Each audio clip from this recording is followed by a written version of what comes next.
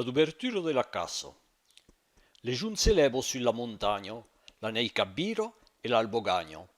A val, al funs, cap a Lubac, munto la brumo, un po gelat. Pierrot esprest, i calanà, la d'ouverture col poi manca.